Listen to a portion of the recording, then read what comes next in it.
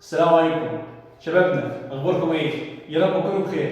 النهارده انا جاي اتكلم معاكم عن اهم جهاز لغرفه العمليات ومن اهم الاجهزه اللي انا بصراحه وبحب اتكلم عنه كتير قوي، لان هو جهاز بصراحه ممتع وبيخليك فعلا فاهم احنا ازاي بننيم العيان. فالنهارده انا هتكلم معاك عن كل تفصيله في الجهاز ده، حتى لو اللي انا هتكلم عنه النهارده انت مش مطالب بيه، بس هحاول قدر المستطاع في الفيديو ده الم لك كل حاجه عن الجهاز ده. طيب مبدئيا بس كده الجهاز ده اسمه انستيزيا ديفايس. الجهاز ده جهاز التخدير اللي من خلاله بعمل اكتر من حاجه، بقدر اكنترول على العيان اثناء ما يكون نايم، حاجه اسمها جنرال انستيزيا، خلاص، اللي انا ابقى كنترول عليه عن طريق الفنتيليشن وانا بتحكم فيه، واقدر ان انا اسيطر اخليه ان هو نايم اثناء العمليه بتاعتنا، واقدر من خلاله استخدمه في كذا حاجه ثانيه.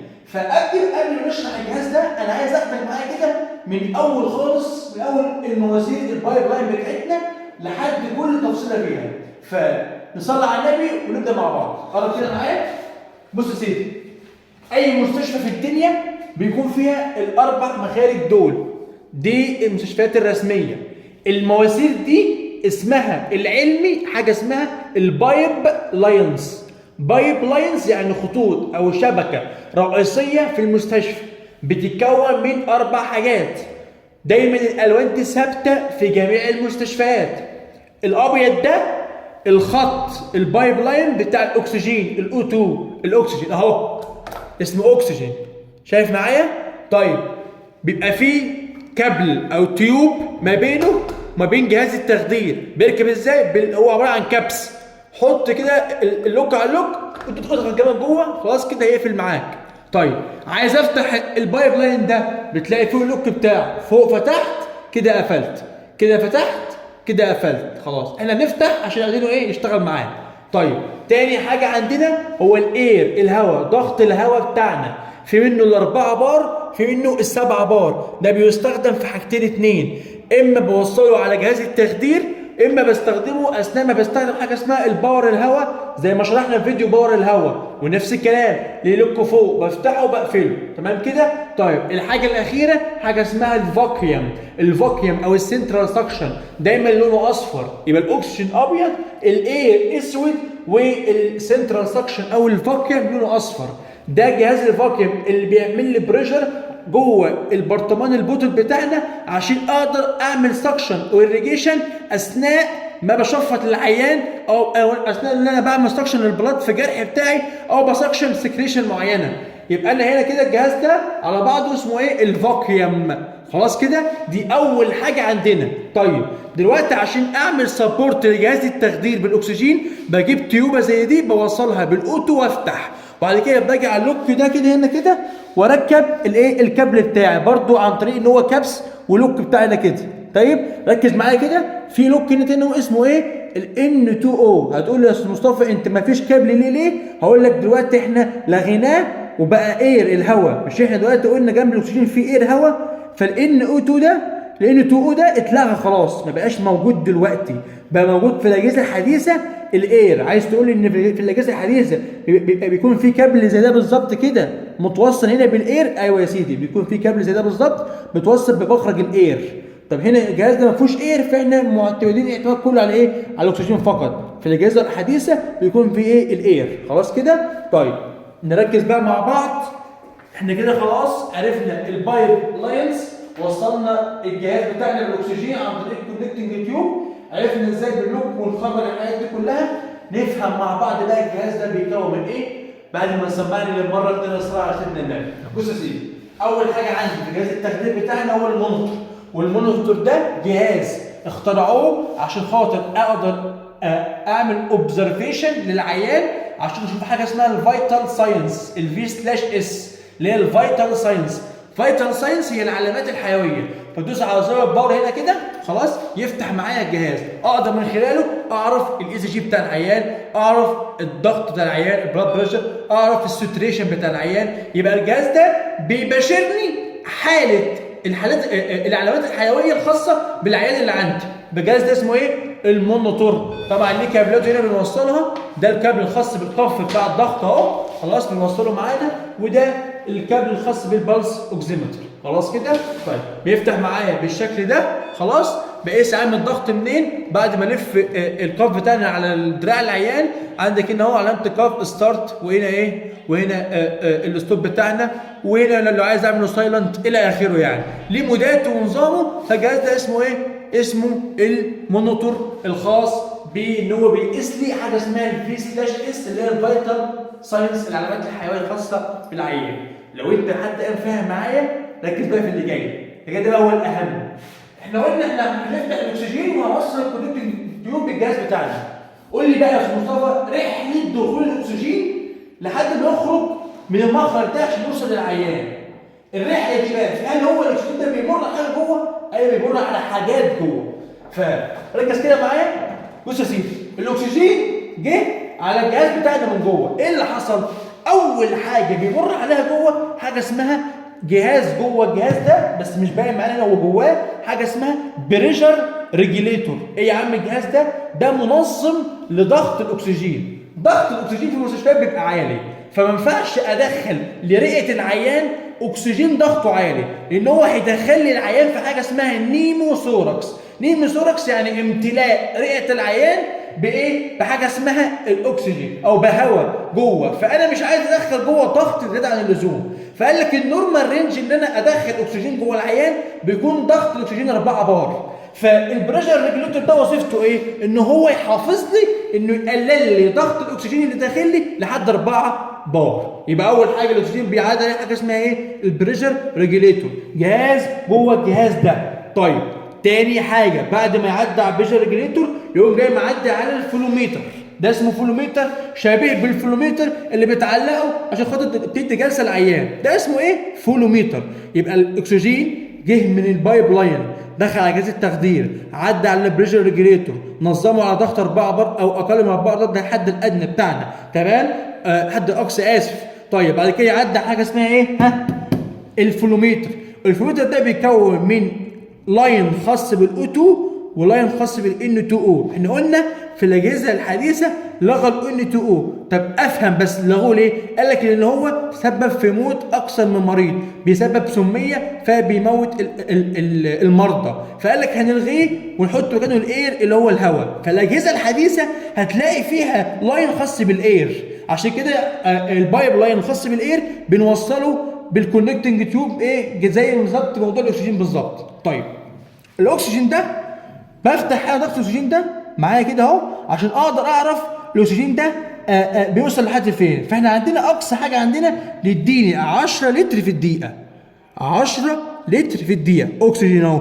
مش هفتح ان او 2 عشان اصلا ما فيش عندي حاجه ما عنديش نيتروجين هنا، انا قافله مش موجود اصلا في المستشفى، موجود بس الاكسجين. فكل اعتماد على ايه؟ على الاكسجين. يبقى الاكسجين هرفعه لضغط معين. طبعا بقى هو دلوقتي عندنا المستشفى قافل الاكسجين بنفتحه ساعات بيكون في ايه؟ ضغط شغل عندنا. فانا بفتح معايا الاكسجين كده خلاص، بعد ما افتحه بتلاقي اللاين او الكوره البول الحمراء دي تطلع معايا، وقف مثلا عند 7 لتر في الدقيقه، 8 لتر في الدقيقه، 9 لتر في الدقيقه، وهكذا. طيب بعد ما الاكسجين يعدي على الفلوميتر على الضغط اللي انا ظابطه، المرحله اللي بعد كده ايه؟ يقوم جاي معدي يعلم بقى على الجهازين دول. الجهازين دول حاجه اسمها فابولايزر. الجهاز ده اسمه فابولايزر، ففي منه انواع كتير. في فابولايزر اتعمل عشان يحمل حاجه اسمها ماده اسمها لوسان. طبعا لو انت مش فاهم مواد التخدير فروح اتفرج الاول على تحضير التخدير اللي احنا شرحناه، اللي بناء عليه لو انت اتفرجت عليه هتفهم انا قلت ايه النهارده. فالجهاز ده اسمه فابولايزر. الفابولايزر ده في منه انواع كتير. في فابولايزر خاص بالهلوسان، في فابولايزر خاص بالايه؟ بالايزوفلورين. في اجهزه ثانيه غير كده خالص، حاجه اسمها السيفوفلورين، وفي حاجه اسمها الزينون، وفي حاجه اسمها الانفلورين. انواع كتير قوي. طب الكومن الشائع ايه يا استاذ مصطفى؟ قال لك الكومن الشائع الهلوسان والايزو، والجهاز الثالث اللي زي ده بالظبط اسمه السيفوفلورين، دايما هتلاقي لونه اصفر كده. خلاص كده؟ طيب الجهاز ده بيتخلق ويتركب يا مصطفى؟ ايوه. قال لك عن طريق حاجه جوه هنا، الحاجه دي اسمها لوك انترلوكينج سيستم. الجهاز ده بيتقفل بطريقه اسمها ايه؟ لوك انترلوكينج سيستم. يعني ايه الكلام ده؟ يعني ضغطه كده لما اجيبه ناحيه اليمين ويترفع لفوق كده انا فتحته واقدر اخلعه عن طريق ان انا ايه بس برفعه لفوق كده واخلعه معايا كده خلع معايا. طب عايز اركبه ازاي؟ شايف الفتحتين دول بيركبوا على اللوك ده، بدأ بسيط خالص ركبوا عليه همت عشان اضمن ان هو يفضل راكب معايا. فدي حاجه اسمها لوكينج سيستم. بضغط لتحت كده اهو لتحت والف في اتجاهي كده انا قفلته مهما حصل معايا مش هيطلع معايا ابدا. نفس الكلام هنا انترلوكينج سيستم. يبقى لما حد يسالك إيه بيتقفل ازاي؟ قلنا بيتقفل عن طريق حاجه اسمها ايه؟ انترلوكينج سيستم. خلاص كده ده بالنسبه لجهاز التخدير ده. خلاص ده اسمه الفابولايزر. طيب بعد ما الاكسجين بيعدي على الفلوميتر يعدي على الفابولايزر يشم الماده المخدره اللي احنا معبيينها. طبعا انت سيادتك لسه ما اتفرجتش على الفيديو اللي شرحنا فيه ازاي نملى الهلوسان والايزو في الفابولايزر. قلنا بنفتح اللوك ده خلاص كده وبنجيب الازازه وبايه بنكب هنا الهلوسان او الايزو او الى اخره. بعد كده بتابع المؤشر بتاعه وانا بكب خلاص وانا بملاه لحد ما يوصل للايه الماكسيمم بتاعه اللي هو السهم ده كده ماكسيمم، ده اقصى حاجه واقفل. ده كده يعني باختصار شديد كده. ولو عايز تعرف تفاصيل اكتر روح اتفرج على الفيديو بتاع ازاي املى جهاز الفابولايزر الخاص بي. طيب بعد يا عم ما الاكسجين بيعدي على الجهاز ده وياخد الماده المخدره هيطلع لي من هنا. يطلع منين؟ من هنا من الفتحه دي. لما الفتحه دي يخرج منها اكسجين محمل بماده مبخره بماده مخدره سواء كانت الهلوسان او الايزو على حسب ايه الفابولايزر اللي عندك. بعد كده نخش بقى معلم مع الوصله بقى اللي هوصل من خلالها الحاجه دي للمريض. الوصله دي لها قصه كده بسيطه نحكيها بسرعه. فالوصله دي اسمها بين سيركويت. اسمها ايه؟ اسمها بين سيركويت. جت منين بقى والكلام ده كله؟ اول عالم اخترع اول وصله تخدير اسمه مابيلسون. ايه؟ مابيلسون. خلاص كده اول واحد اخترع. جه عالم بعديه عمل حاجه اسمها موديفيكيشن يعني تعديل على مابيلسون.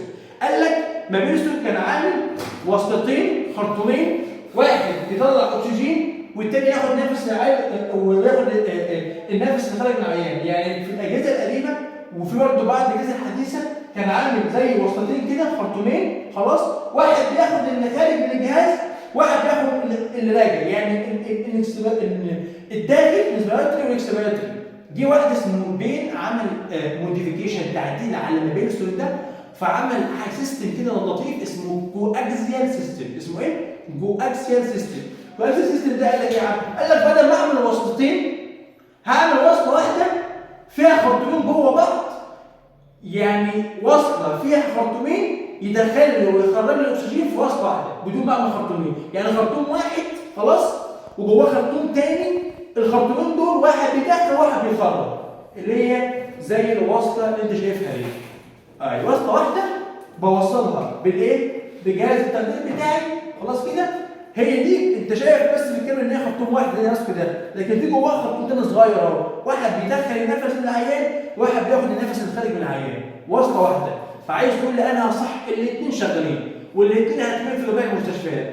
مثلا المكان اللي انا فيه ده في النظام ده، في نظام تاني لا وصلتين خلاص. يبقى لما يقول لك مين اللي عمل نظام الوصلتين اسمه مابيلسون. طب اللي عامل دي اسمها بين وسميناها على اسمه وسميناها بين سيركويت. ولو قال لك ايه الفكره او ان هو يعمل خرطوم كده او يعمل وصلتين كلهم جوه بعض، قال لك الفكره ان حاجه اسمها جو اكسيال سيستم، يعني بيخلي الداخل والخارج العيان في وصله واحده. الاكسجين العام خرج في الوصله بتاعتي هيوصل هنا. عايز الاول ابدا اشغل العيان بجيب الماسك بتاعه واوصله، والماسك ده في منه نوعين، اما ماسك سيليكون او ماسك ايه؟ شامبر بسيط. الماسك ده سيليكون وده شامبر. المقاس بتاعه بيبدا من 0 1 2 3 4 5. يعني بيبدا من يونيت. الماسكات دي منها من اصغر من حاجه لاكبر انسان، يعني من اول طفل لسه رضيع مولود لحد اضخم انسان ممكن تشوفه. يبقى قلنا ان في منه نوعين، الشامبر والايه؟ والسيليكون بتاعنا. طيب وصلنا الوصله بتاعتنا للنمط ده كده، وهبدا احطه على الفيس بتاع العيان خلاص كده، وابدا العيان هيبدا يشم معايا اكسجين محمل ماده مبخره. ايه اللي يحصل؟ اللنج الرئه بتاعتنا هي مسؤوله عن توزيع الاكسجين في الجسم، تعمل الاكسجين بتاعنا صح كده؟ طيب انا هوصل للرئه بتاعت العيان اكسجين بس جوه محمل بماده مخدره، ايه اللي هيحصل؟ هتلاقي اللنج بتبعت الماده المخدره على طول للبرين المخ بتاع العيان بتاعنا، ومن ثم جسم العيان هينام. اول لما البرين ده هينام خلاص كده، العيان هيبدا يرخي معاك ويبقى ستيبل معاك طول ما الجراح شغال في البادي بتاع البيشنت بتاعنا. طيب ده كده اخر خط بتاعنا. طب انا شممت العيان بتاعي وخدت ريكيوم وخد ادويه كتير قوي والعيان نام معايا، هتايب العيان. بعد ما تايب العيان بشيل الماسك والكونكت ده هيوصل على التيوبه بعد ما عملت حاجه اسمها انتيوبيشن، يعني ان انا ركبت تيوبه في العيان. التفاصيل دي كلها مش هوضحها تاني عشان شرحناها في فيديو ازاي نتايب عيان وازاي احط التخدير الكلي والتخدير النصفي والى اخره. فده كان فيديو النهارده بنشرح فيه مع بعض الايه الجهاز التخدير واسماء كل حاجه فيه والفكره بتاعته ايه بالظبط. حاجه اخيره لما نقفل الفيديو قرب كده معايا، حاجه اسمها الفنتيليشن. ده فنتيليشن في يعني ميكانيكال فنتيليشن. لو لاحظت معايا كده هتلاقي حاجه اسمها يعني بص بيقول لك كده جزئيه خاصه بالاكسبيراتوري تايم بالثواني، يعني الخارج من العيان بالثواني والداخل من العيان بالثواني. ده بيشتغل معايا لما اكون منيم العيان جنرال. طيب الحاجه دي هتفيدني بايه؟ قال لك دايما لو انت لاحظت في نفسك الطبيعي هتلاقيك النفس الخارج منك ضعف او اكتر من اللي داخل لك. خد نفس كده مثلا عميق وخرج كل الهواء، هتلاقي اللي خارج منك بالطبيعي في النوم وانت صاحي اكتر من اللي داخل. فهتلاقي دايما ان الاكسبيراتوري تايم بالثواني بتاعنا خلاص كده دايما بنحط على ضغط 3 او ضغط 4 ايا كان الضغط اللي بحطه لازم يكون ضعف الضغط اللي هنا اللي هو بتاع ايه بقى؟ بتاع ايه؟ الانسبيراتوري تايم بالثواني بتاعنا. هتلاقي دايما بص كده على البريشر بتاعه هنا، قرب كده معايا، قرب كده كمان اهو، بص كده معايا محطوط على كام؟ محطوط على 1.5. ده يبقى كام؟ 3.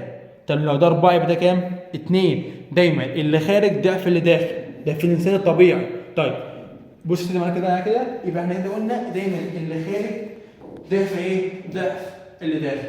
لو عايز تعرف بقى العيان بتاعك قالوا لي في الفيديو حتى كده على الماشي، لو عايز تعرف العيان بتاعك اللي نايم ده خد كام نفسايه في الدقيقه واحده، فاحنا الدقيقه فيها كام ثانيه؟ فيها 60 ثانيه. يبقى احنا هنجمع اللي خارج من العيان على اللي داخل من العيان ونقسم ال 60 عليها. فنقول 60 على ضغط هنا 3 وادي مثلا 1.5 او 2 يبقى 5. قول يا عم 60 على 5 يبقى العيان ده مثلا بيخش له في الدقيقه الواحده 12 نفسات.